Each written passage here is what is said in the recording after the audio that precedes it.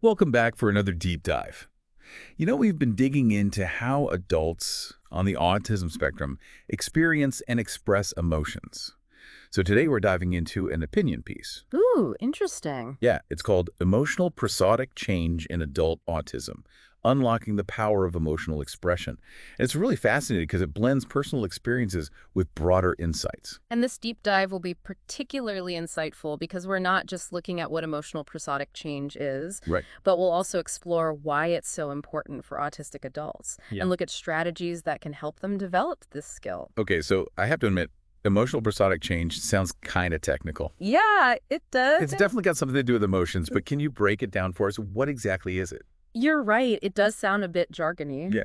In simple terms, though, it's Yeah. all about how our voices change when we're expressing different emotions. Okay. Like the tone we use, the pitch, how fast or slow we speak, even how loudly. I see. All of those things together make up what we call prosody. So it's not just what we say, but how we say it. Exactly. Right. Think about it like this. Imagine telling someone you won the lottery. Oh, yeah. Your voice would probably go up. You might speak faster. There'd be a certain energy to it. Right. Totally different energy. Now imagine comforting a friend who's feeling down. Your tone would likely become softer, lower, slower. Yeah. That's prosodic change in action. Now that you mention it, I can see how that could be really tough if you're on the autism spectrum. Absolutely. The author of the article even mentioned struggling to match their tone of voice to how they were actually feeling. Like their voice wouldn't cooperate and give the subtle emotional cues. Yeah, and that's a really common experience for autistic adults. Is it? Yeah, and the article highlights a study that actually found that autistic adults often have a flatter, more monotone way of speaking, Oh, wow. even when they're feeling really strong emotions. And this can lead to a lot of misunderstandings, especially in social situations. That makes total sense.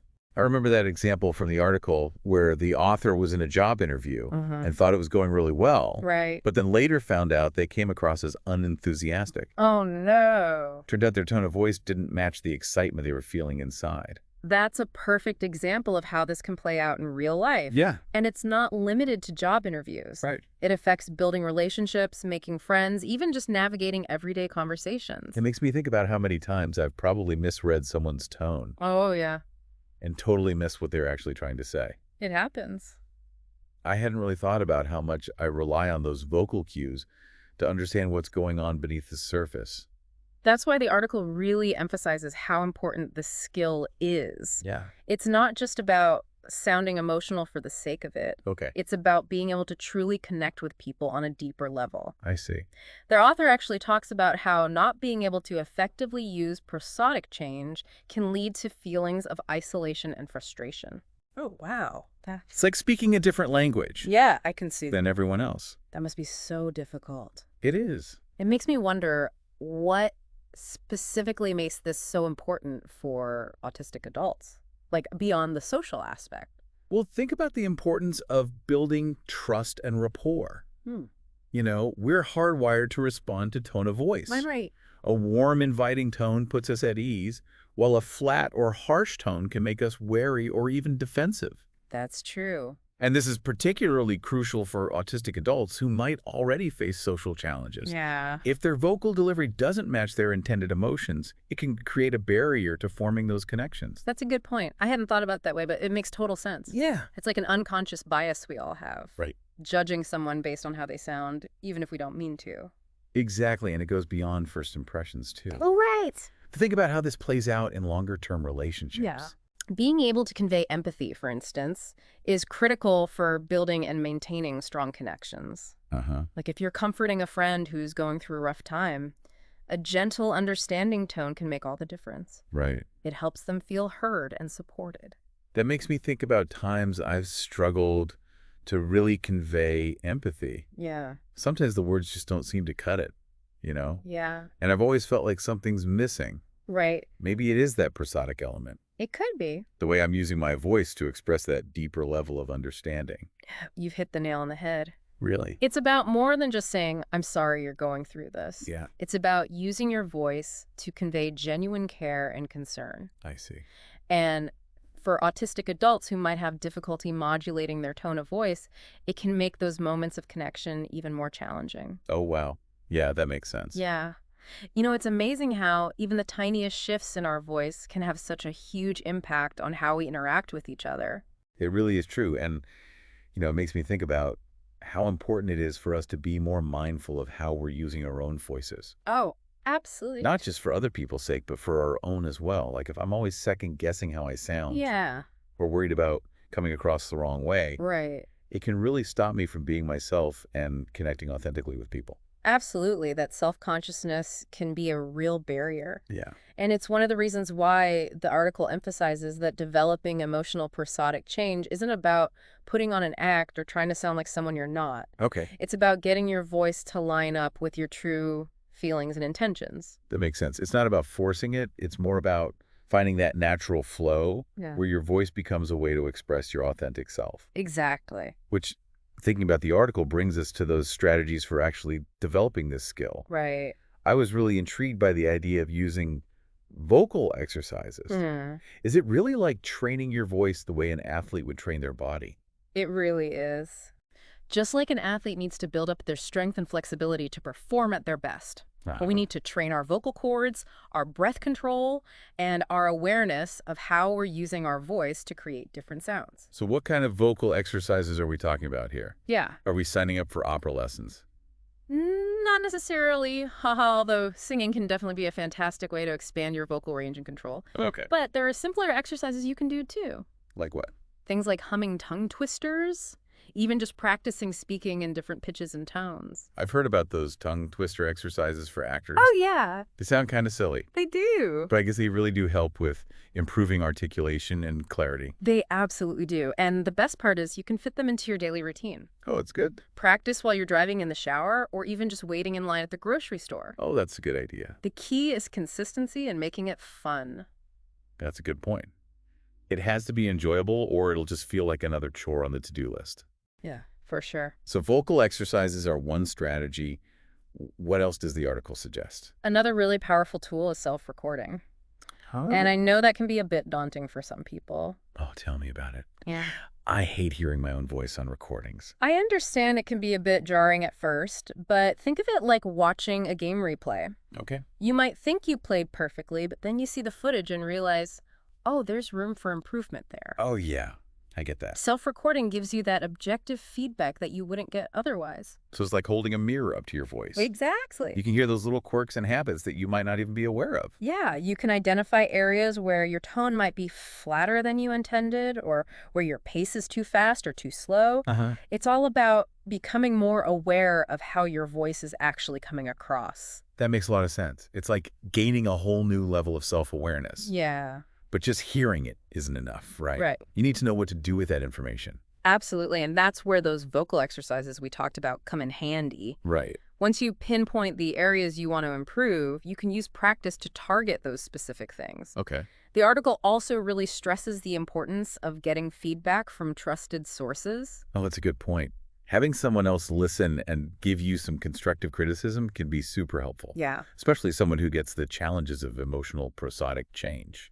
Exactly, and it doesn't have to be a formal therapist or coach, although those can be great resources. Yeah. Could be a close friend, a family member, anyone you trust who can give honest and supportive feedback. I could see how that would be helpful. But the article also mentions not just relying on feedback from others, but also trusting your own intuition. Right. How do you balance those two things? It's definitely a delicate dance, for sure. Yeah.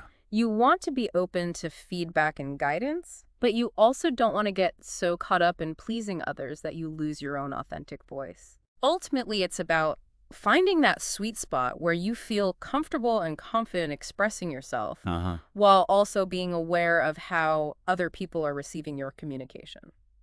That makes a lot of sense. It's like finding the balance between self-awareness and social awareness. You got it. And it's so important to remember that this is a journey, not a destination. There will be ups and downs, moments of frustration, and moments of triumph. Yeah. The key is to keep practicing, keep learning, and celebrate those small wins along the way. I love that perspective. Yeah.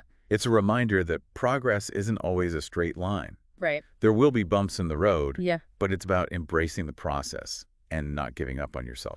Exactly. And one of the things that really resonated with me from the article Yeah. is the idea that while emotional prosodic change is particularly important for people on the autism spectrum, it's something we can all benefit from exploring. That's interesting. We all have room for improvement when it comes to communicating our emotions effectively. That's a really powerful point. Yeah. It's not just about fixing something that's wrong. Right. It's about all of us becoming more mindful and intentional with how we're using our voices to connect with each other. Beautifully said.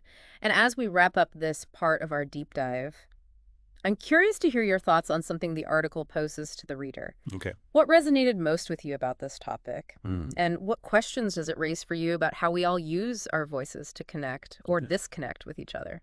That's a great question to ponder, and one we'll definitely explore further in our next and final part. Great. Stay tuned. We'll be right back. Nah.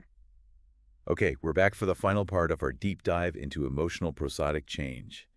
And, that question we ended on in part 2 has really been on my mind. Like, what resonated the most with me, I think, is realizing that communication goes so much deeper than just the words we're saying. It really does. I never really stopped to think about how much my tone of voice affects how people see me, especially if they're on the autism spectrum and might be taking in those vocal cues in a different way. That's a huge point. It's easy to forget how much we lean on those subtle vocal things to understand each other's emotions and what we mean.